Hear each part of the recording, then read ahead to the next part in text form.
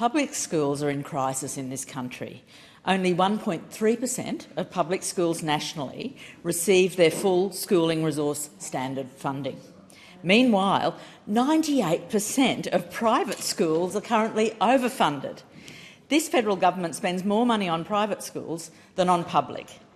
This underfunding of public schools is having real consequences for students across my electorate and across Australia. Ryan has a relatively high proportion of school students attending public schools, and these are excellent schools with fantastic teachers, but they're not being funded to keep up. We have the numbers. We have the real numbers on the funding shortfall. We know how much each school falls short of the schooling resource standard. Ashgrove State School, $1.7 million funding shortfall.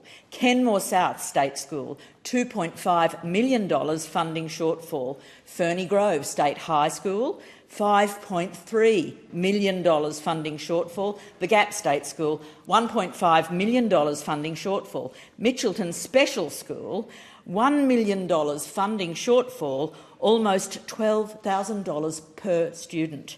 Ironside State School, $2.3 million funding shortfall, and the biggest funding shortfall is at Indooroopilly State High School. Indooroopilly State High School is underfunded by a whopping $6.3 million, and this has had a drastic consequence on the school and the students. Students queue for the bathroom for the whole lunch break because there aren't enough toilets. Some students haven't ever seen the inside of a science lab because there aren't enough specialised classrooms. They've lost their student support space. Huge parts of their oval has been lost to demountables. They almost had to forgo a library entirely to make room for more classrooms.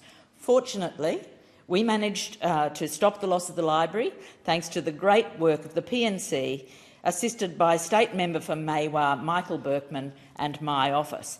This achieved just a few extra demountables, a stopgap that will not last. The state Labor government has callously refused to commit to any new classrooms.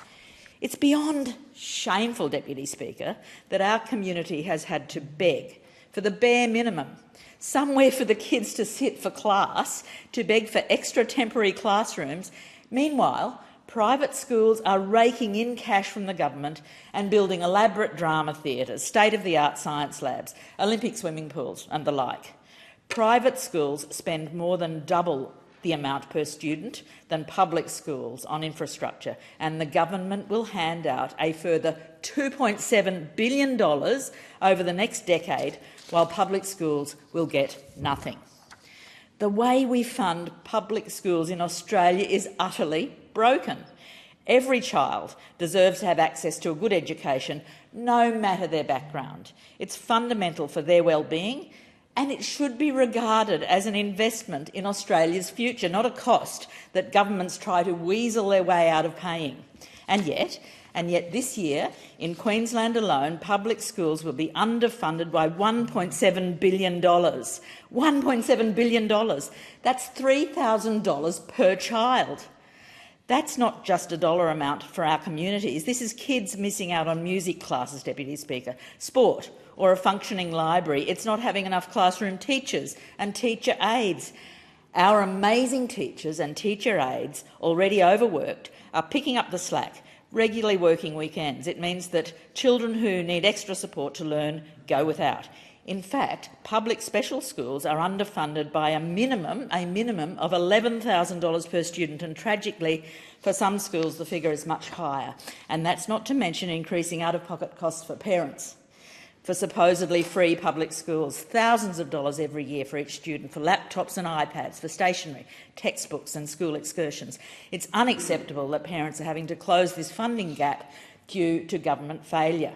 This federal government refuses to increase its meagre investment in public schools, but the money's there. They're bragging about an $18 billion budget surplus. They're spending tens of billions every year on fossil fuel subsidies that make the climate crisis worse, and investor tax concessions that make the housing crisis worse. They're forecasting almost $500 billion on nuclear submarines, and yet our children are forced to learn in overcrowded classrooms, in overcrowded schools, without access to basic facilities. It's utterly shameful. Authorised by E. Watson Brown, Australian Greens, Taringa.